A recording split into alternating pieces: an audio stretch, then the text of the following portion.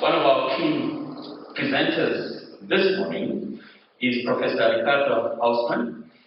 Professor Ricardo, as you have heard this morning, has been instrumental in the Harvard Growth Lab project in this country. He's joining us from, I believe, from Boston.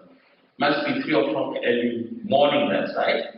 And Professor Ricardo will be doing a presentation that focuses on macroeconomic interventions that Namibia should consider in the short and medium term in order to grow the Namibian economy, create jobs, and address inequality.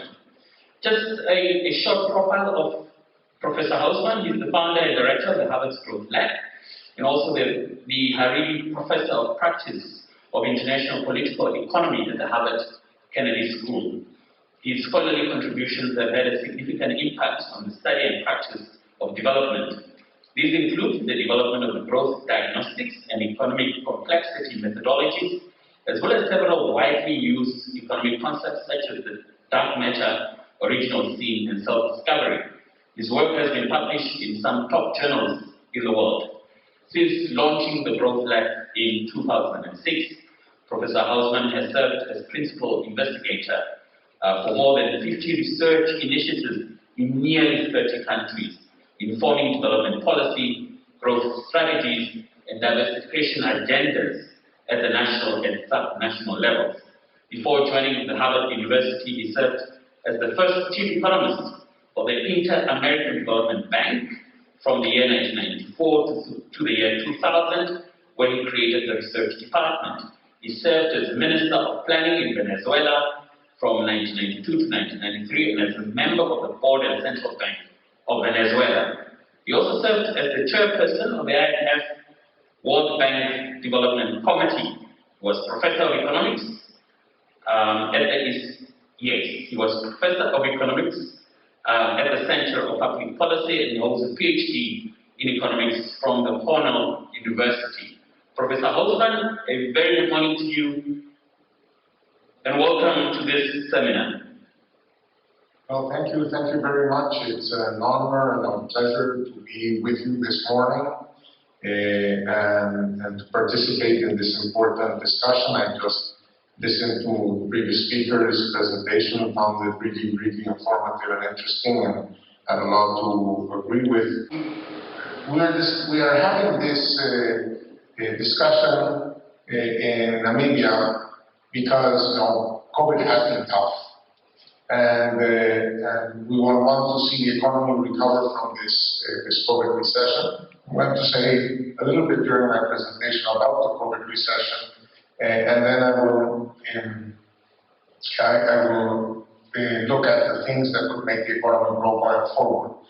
But in any case, it's important to put this COVID recession in the context of longer experience of Namibia, so we can learn from Namibia's own successes in the past and look at additional opportunities for growth. As we all know, the period since the early 2000s to about 2015 was very good for Namibia. It was a period in which GDP per capita grew, cumulative by 58%, grew at an annual rate of 3.4%. That's a remarkable performance. And it was led by investment. And as was mentioned before, by investment in natural resources, which was triggered by this dramatic improvement in mineral prices. If we take January 2003 as a base, the prices of uranium, copper, lead, zinc, and gold essentially quadrupled or more. So it was a huge increase in prices, and as a consequence, it was very profitable to invest in mineral resources. This lasted essentially until the global financial crisis, then there was a decline, and then it recovered again until about 2011, 2012. In the case of oil, it was a little bit later, that you sort of like have the end of this so-called commodity super cycle. And let me see if now it works. No, still it doesn't work. It doesn't have any part. So since 2015, the economy was no longer pushed by this period of high commodity prices, and instead, the economy has been facing trouble. But in the period of growth, let me make a couple of comments on Namibia's growth.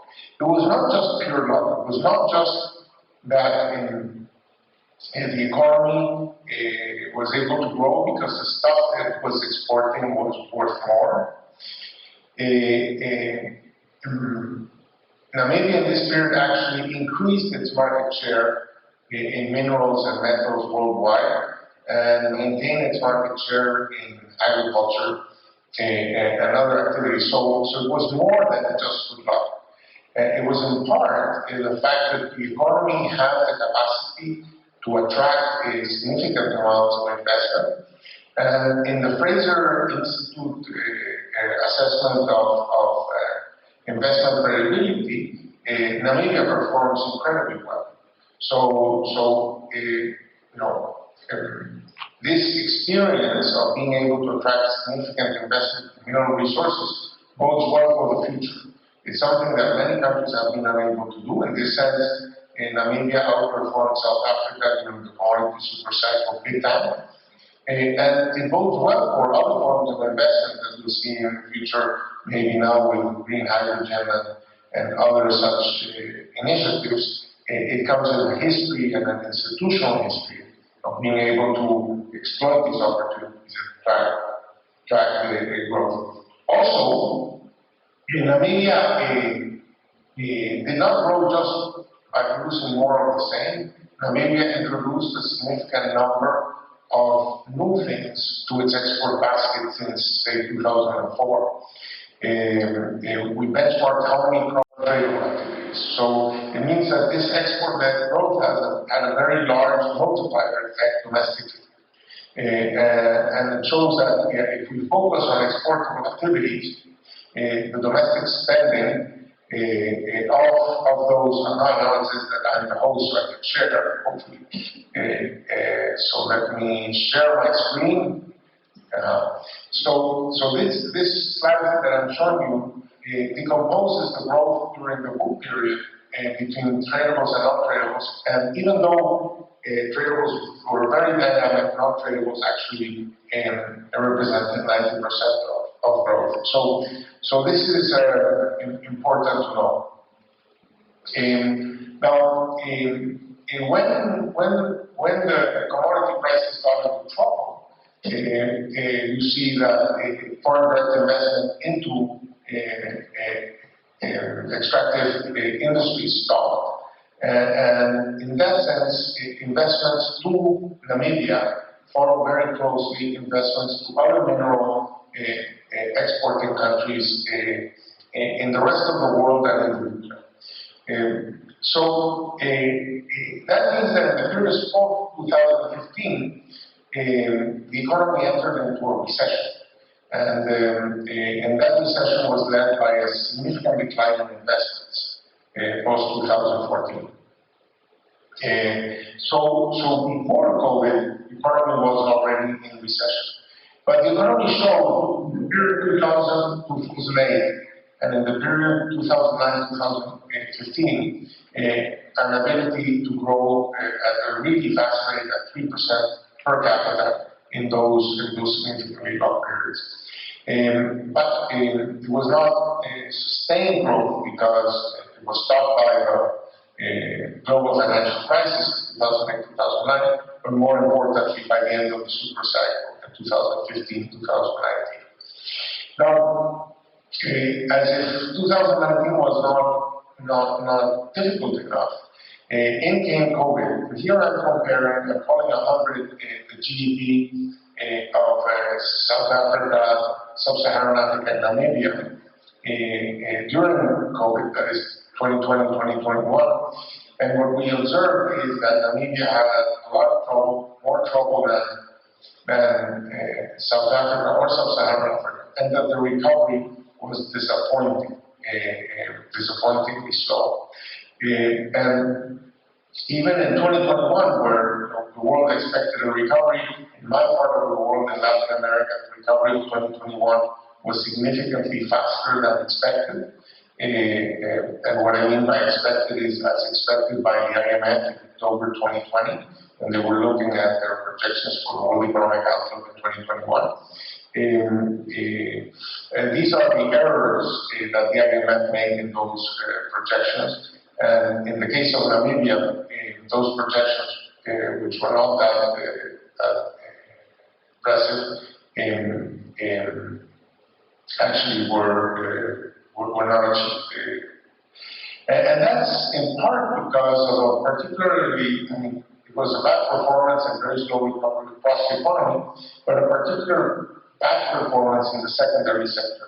And this is somewhat unusual because worldwide, the secondary sector did better than the tertiary sector. It was the tertiary sector, restaurants and tourism and commerce and so on was hurt by the inability of people to get together and lockdowns and so on. But people shifted their spending from services to goods, so the secondary sector did better. But in Namibia, there was a big decline in the secondary sector in 2020 that was not recovered in 2021.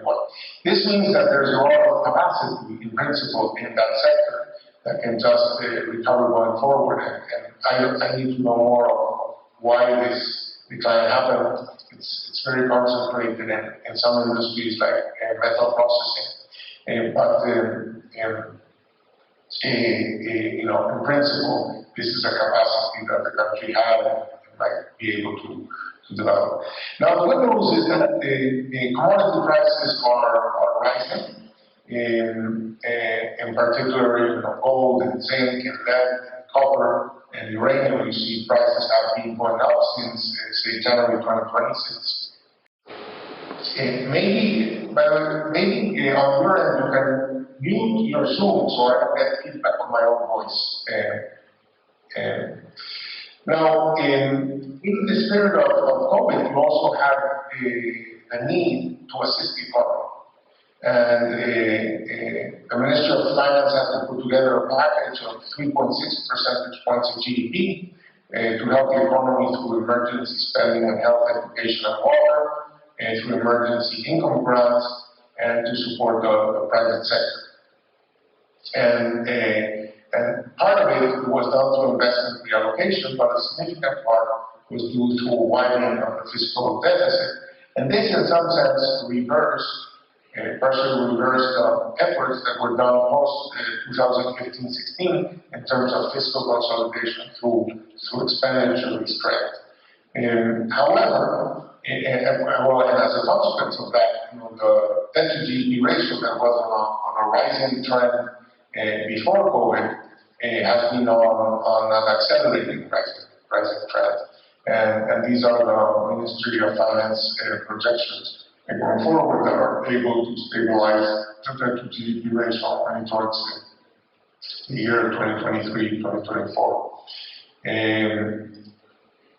Now, interestingly, this widening of the fiscal deficit, increase in debt ratios is supported by everybody. That's more or less what everybody has been doing, but it has received the support of the international community that finds it a reasonable way to respond to the health emergency. So how can we foster faster growth in Namibia post-COVID? I think whatever the growth strategy has to be, has to be adequately tailored to the current situation. And that means that Namibia is facing a growth challenge that exists since 2015, but in the context of the lack of fiscal space, the need for fiscal consolidation, and the need to include many Namibians that have been sort of left outside the dynamic parts of the economy. So we need to focus on policies that can achieve growth while the economy is achieving fiscal consolidation, and as we try to include more Namibians in the growth process. And so for that, I think that we need to optimize stewardship of natural resources. These natural resources are going to be important. By the way, in a greening world, it's a world that is going to want to electrify. And so it's not only going to want green sources of energy, and Namibia is blessed by incredible sources of sun and wind energy, but it is also blessed with the minerals that are needed for electrification. Whether it's the copper group that is needed for the cables that electricity uses, but also potentially the uranium that is going to power the nuclear plants that are going to allow the world to create energy without emissions. It's going to, the country is going to need to revamp the role of the public sector as a growth enabler, and not mainly as a growth actor in terms of public sector production, but in terms of making sure that the public sector does what it takes for the society, the private sector, to be able to exploit the opportunities in the country. And we want to create opportunities that include more Namibians in the growth process. So the future will need fiscal consolidation. Part of it will come, growth needs to come in part from recovery, because the economy was in a recession beforehand. That means that it used to produce more than it's currently producing. So part of the growth has to come from just reutilizing existing capacities and capabilities. In that sense, the recovery of tourism is obvious. It was already mentioned that maybe Namibia should consider adjusting its transmission and so on. We know how much tourism has been hit. We know how much tourism could recover. People have been not traveling for a long time, and probably there's a lot of pent-up demand. From growth of existing tradable activities, but also diversification into new areas. And I'm going to say a few things about the diversification. We know there are enormous opportunities in green growth, but also I'm going to argue in manufacturing, in logistics, and in services.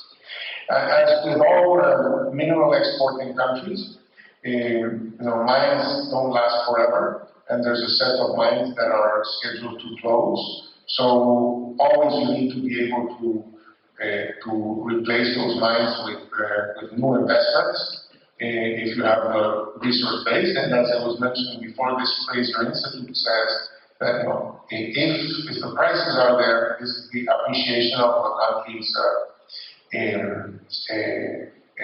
policy perception index. Here, Namibia is the black dashed line, and you see that Namibia does remarkably well in this index. So it's an asset of the country, and I think it has to be part of the strategy. The world is going to need more minerals in order to decarbonize, and Namibia has many of the minerals that the world needs. We have developed this tool called product space, which is a set of technological relationships between products. The idea is that if you know how to make one product, you should be able to know how to make products that are nearby in this space.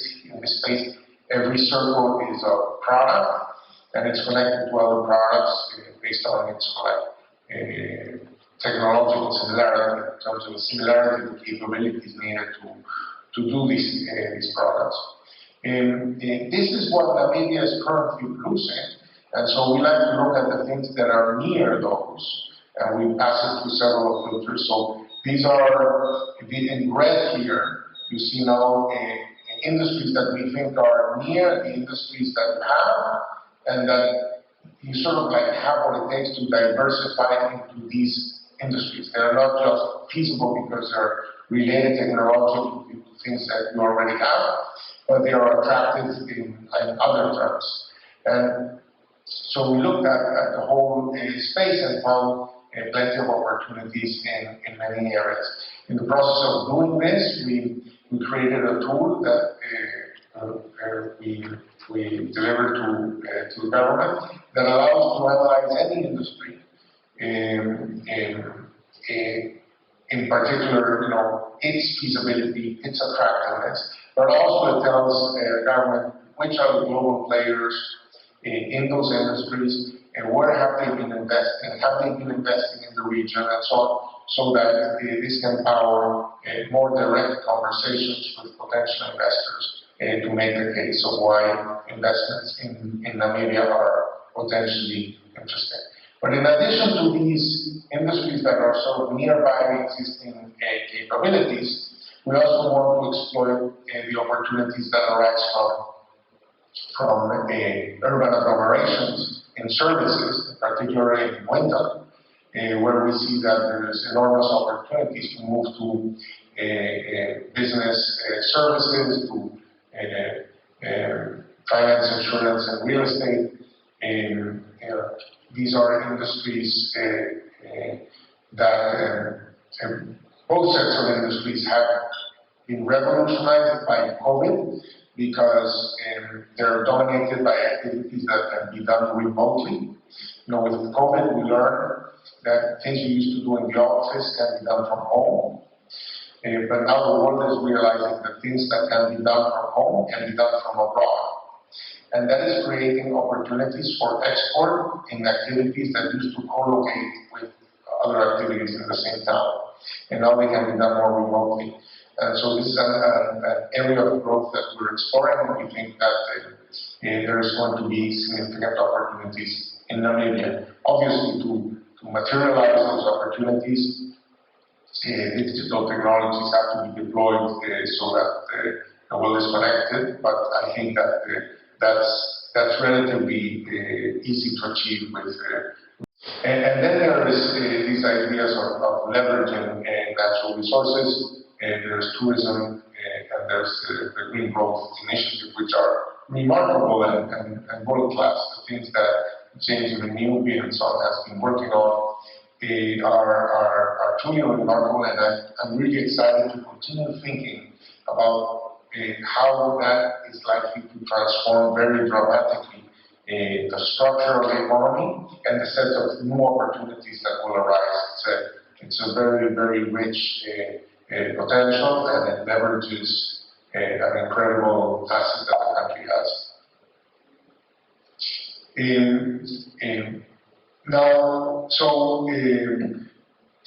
In order to enable this to happen, there are several things that the government can do, and that we're working with the government to make sure that these things are done in the best possible way. One is, I mentioned before, targeted investment promotion, where the government develops the information and the knowledge to target specific industries and start conversations to bring them into the country. Productivity task forces in many, many industries. Productivity is low because it's hard to coordinate the presence of all the inputs, including the public sector inputs, the public goods and services that have to be there for productivity to be enhanced. And these productivity task forces are in the process of being created, and we have very good reports on an agricultural effort that is being done in the south of the country in terms of creating these productivity task forces. It's clear that productive transformation requires knowledge skills, and here it's important that the country work in a strategy to acquire those skills. I always like to remind people that Silicon Valley in California It's it's an incredible place. It's a remarkable achievement of the U.S. 45% of STEM workers, science, technology, engineering, and math workers in Silicon Valley, 54% of those workers are foreigners. And the other 46% are not Californians. There are only 18% are Californians, the rest are from the rest of the US. So the secret of being able to create something like Silicon Valley is very much based on the ability to attract the needed talent for the transformation to happen. And I think it's an important area of policy. It will make the country stronger, and it will make Namibians proud that other people want to share their future with them. There is an urbanization strategy that I think is really important. It is not just giving shelter to people; it's really giving habitat to people. And habitat, the difference between shelter and habitat is shelter is just a roof. Habitat is a node in the network. It's a house that is connected to social services like education and health. It's connected to jobs, to mobility and urban transport. It's connected obviously to electricity, to water, but also to markets, to banking, etc. And many policies, housing policies, have not achieved habitat. They have constructed housing for poor people in the wrong places that have sort of trapped them in poverty. We think that an urban development strategy that achieves more compact cities will allow for spatial integration. People want to be more closely with each other and more connected to opportunities. So I think that's an important area, and it's going to make the whole society more productive. I come from a part of the world where people spend 2 hours going to work and 2 hours coming back, and that's a huge tax on human effort. We think that in exercising stewardship over natural resources, we think that there are probably improvements that can be done in the way natural resources are allocated, so that the country is able to maximize the capture of the rents involved in natural resources. We want to transform that natural wealth into financial wealth for Namibians. And that requires to put those natural resources to use, but in a competitive framework where the private sector competes for the privilege of having access to those resources. And in that competition, the government is able to extract the maximum possible rent compatible with the development of those resources.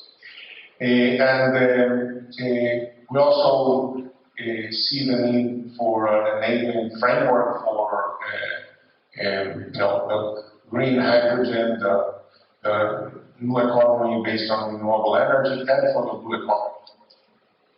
And I think that working on those enabling frameworks is an important task. And in order to revamp the role of the public sector as a growth enabler, I think the government is working on a sovereign wealth fund that would stabilize the revenue base, and there are important things that need to happen there. We're also very much keen not only on a sovereign wealth fund, but on a sovereign development fund, where the government is able to partner with the private sector or to manage assets on behalf of Namibians.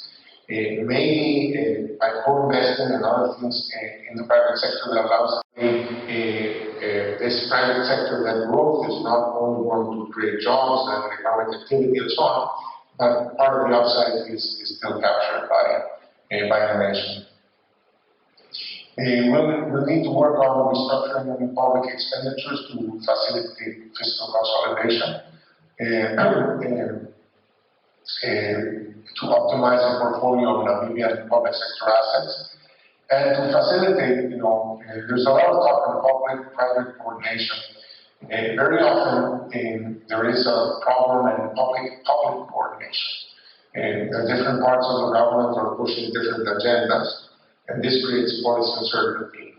And to the extent possible, it would be great to see if we can create a common vision across public entities that develop a culture of coordinating so that one does not become the obstacle of the other, but that they both work in promoting a shared vision of the country going forward.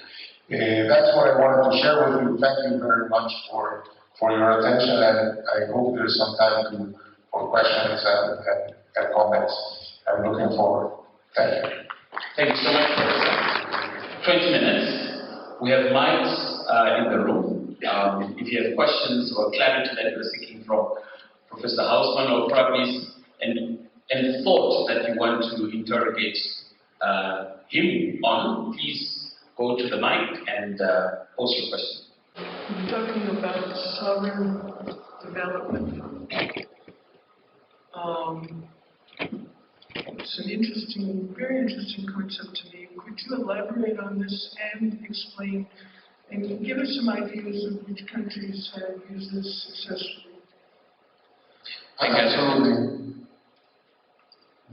Go ahead, Professor. Sure. The single cases of this are, for example, Temasek in Singapore and Kazana in Malaysia. We are creating one, the Albanian Development Corporation in Albania. There's a very successful experience in Jordan and Aqaba. These are things that are often started by putting SOEs under consolidated corporate management, and then to decide which SOEs you want to keep, which SOEs you want to maybe privatize, which SOEs you want to open up for investment and so on, which new industries you want to potentially participate in, and these corporations then eventually become very valuable.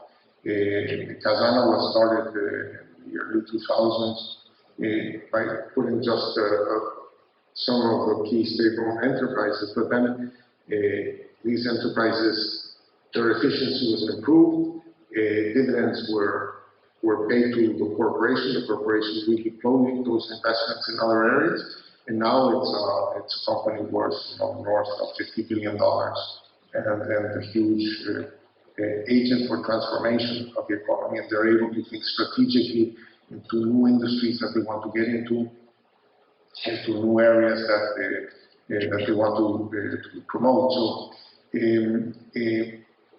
I find that it is a structure that is needed. By the way, it lowers the need to tax because the government participates in the upside as a partner in some of these ventures.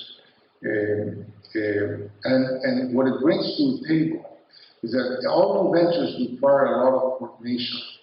And so governments don't really have the incentive to provide the coordination because they don't participate in it. But these agents, these entities do participate in the upside, so they discipline the government in making sure that the ecosystem is there. And the private sector often wants to know that the government has skin in the game, that the government has a vested interest in making sure that the ecosystem works for these investments. So we think that a sovereign development corporation is an interesting idea to explore. In many countries, and we're working next door in South Africa, you have a bunch of state-owned enterprises, whether it's Eskom or Transnet, etc., South African Airways. Each one becomes sort of like a fiefdom unto themselves, but society doesn't feel that they are part of the growth process. Often they're just an obstacle to the growth process. I think that a change in the corporate structure and a change in the structure of incentives can make these enormous growth opportunity. In South Africa, for example, state-owned enterprises have been the reason why the internet has not spread, being just the opposite. So we think that getting the structure right is win-win. It creates a better environment for investment, and it makes society participate on the upside. All right. Thank you so much, Professor. Thank you very much for such an informative contribution.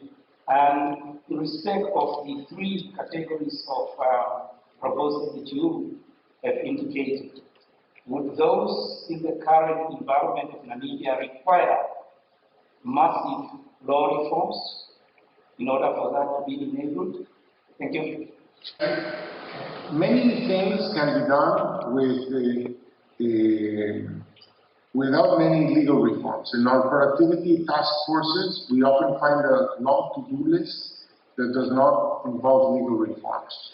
In other cases, there are some legal uncertainties, laws that are sort of like being discussed, pending, out there, that generate a lot of uncertainty in investors because they think it's a potential sort of Damocles that is hanging on them, but that are not implemented. So, but I'm not enough of an expert on the Namibian legal framework to answer the question properly.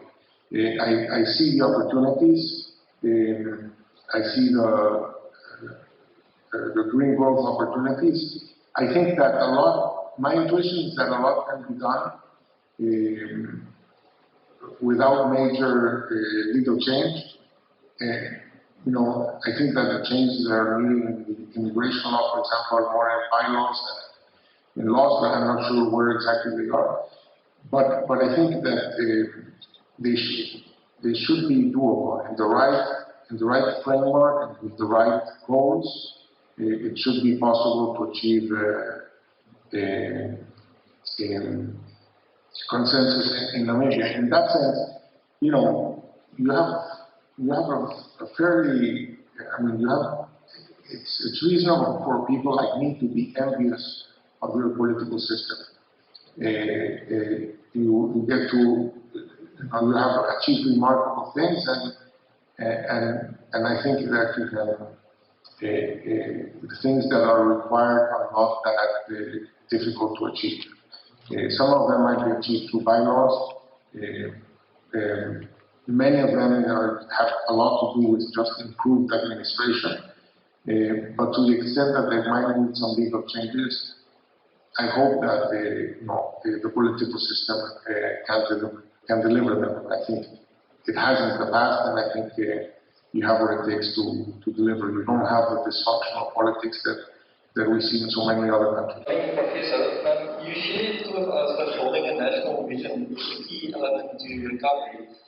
I wanted to ask, what is the building blocks of this national vision between private and government, and also how do we address the silos and divergent agendas? Let me be a little bit biblical in my answer. Namibia has a lot of desert. And in the Bible, we talked about Moses leading the people from the desert to the promised land. It's important to have an idea of what the promised land looks like, and to have a more or less clear idea of what it could be. And then, what is a path that leads from where you are to that promised land?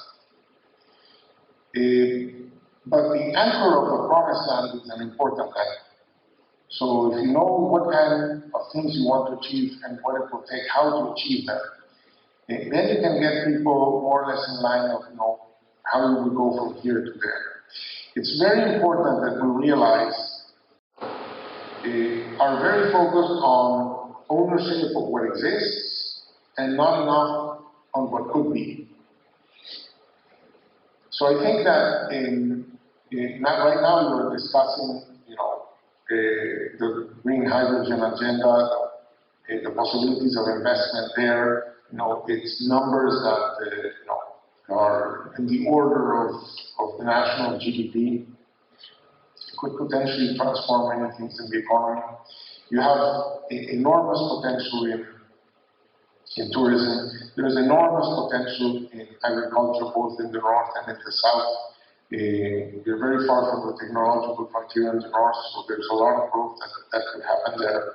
There's a lot of new technologies and opportunities in the south.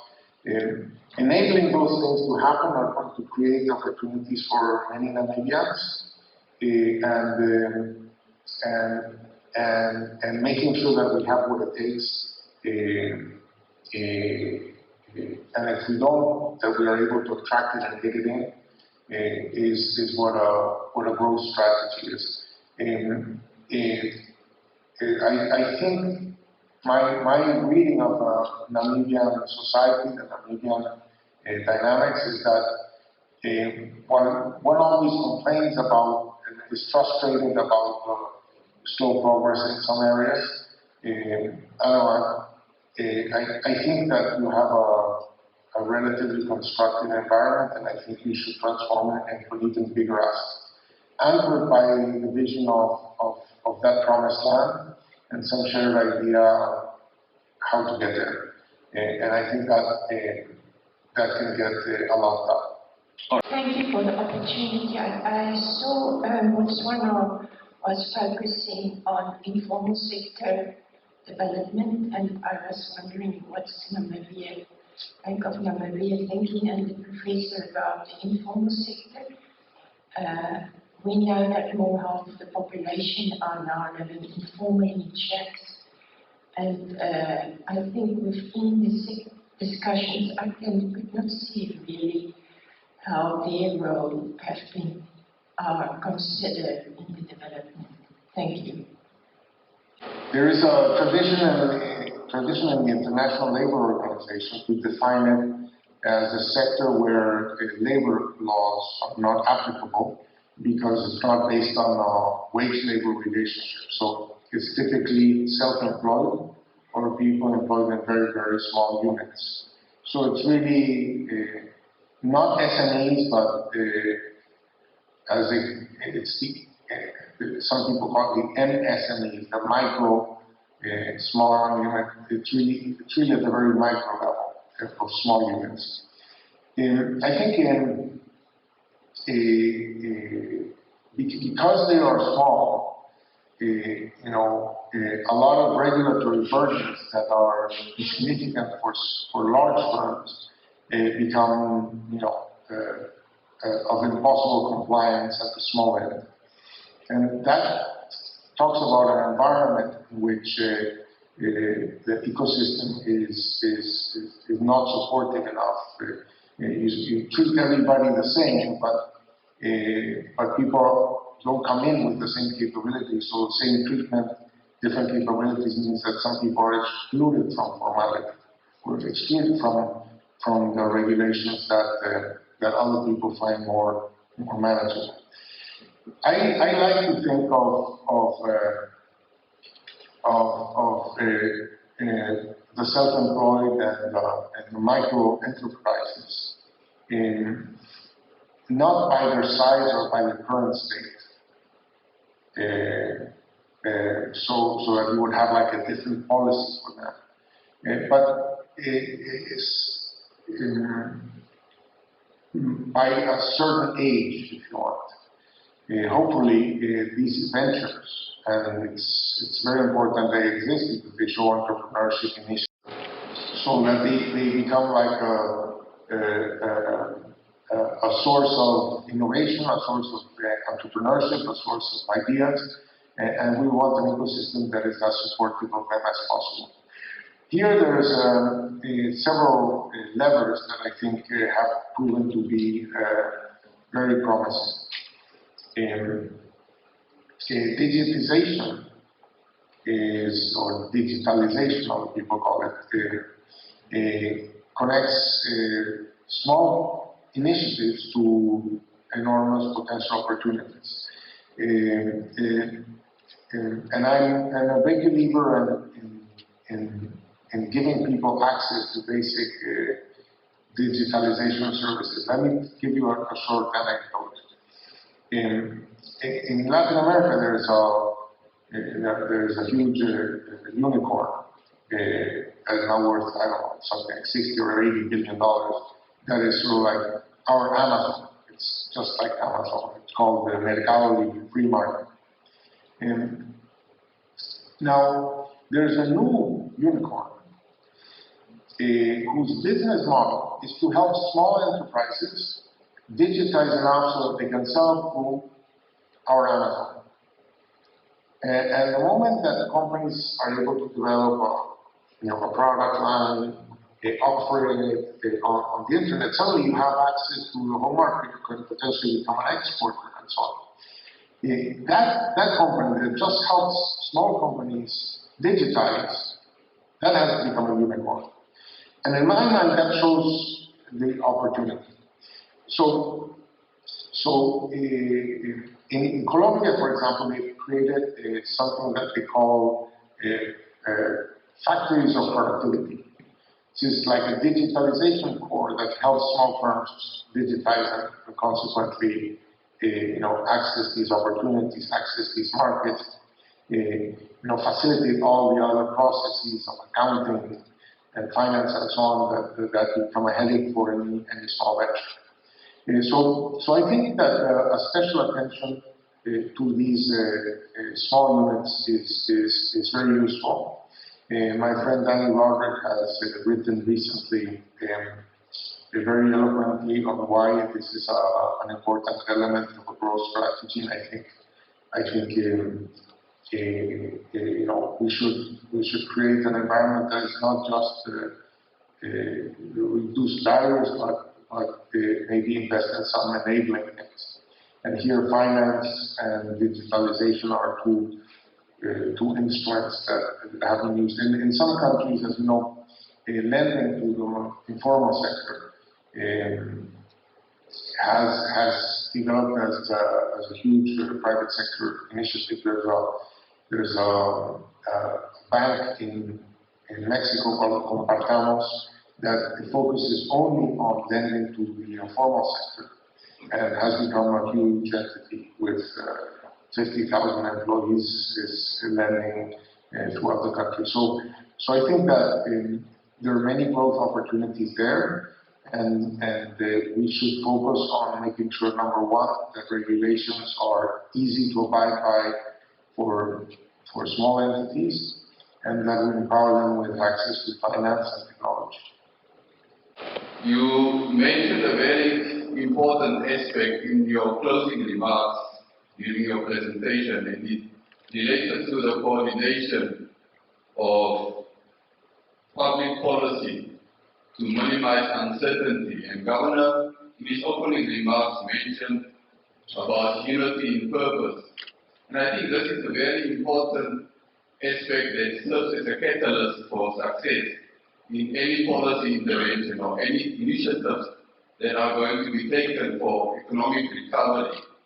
Now, I know that in Namibia we have various plans. From Vision 2030, we have HPP1, HPP2, we have the NDPs, but it seems that we are not getting it right, and you might or might not have a silver bullet.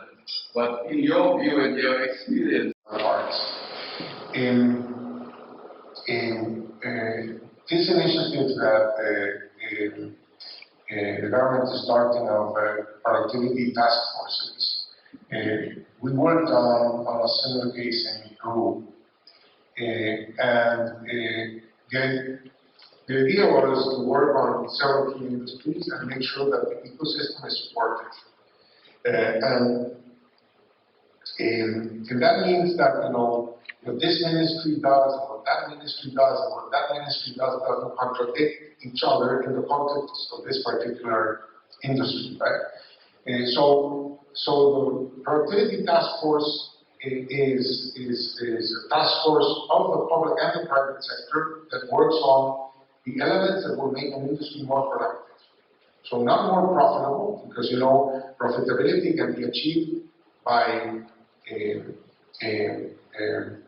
essentially, you know, harming your suppliers by paying them less, harming your workers by paying them less, harming your consumers by charging them more, or harming the FIS by lowering your taxes.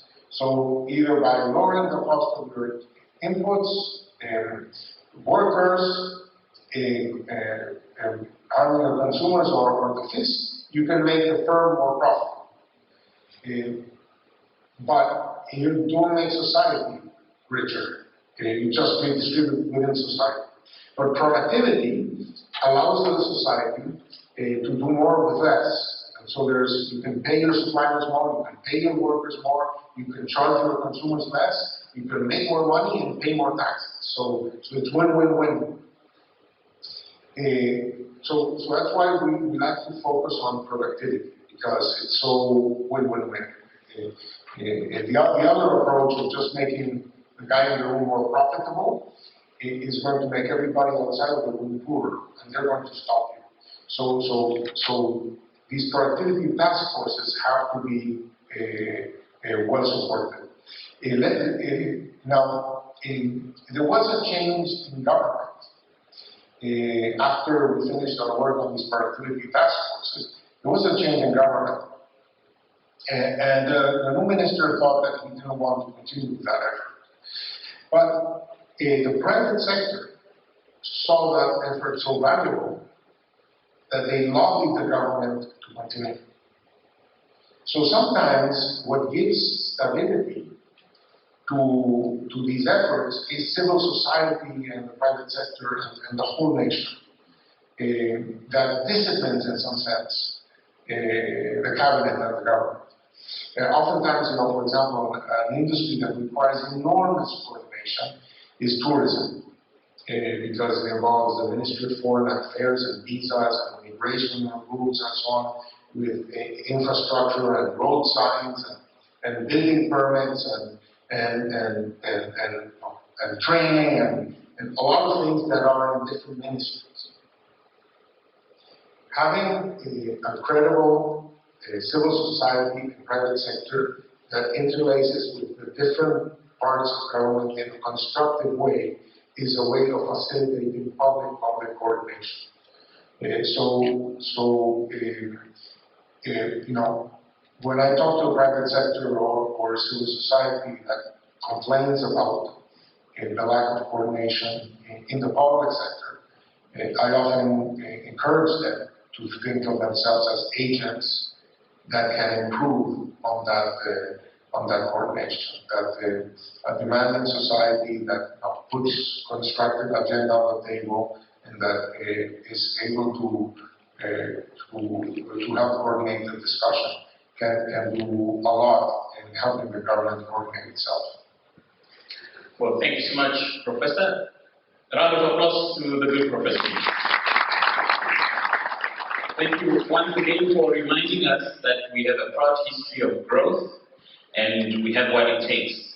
That there is more that is going for us than against us. Thank you so much, Professor. Thank you, and I envy you. I envy you. I believe in the future of Namibia. I think you have it in your reach. Thank you so much.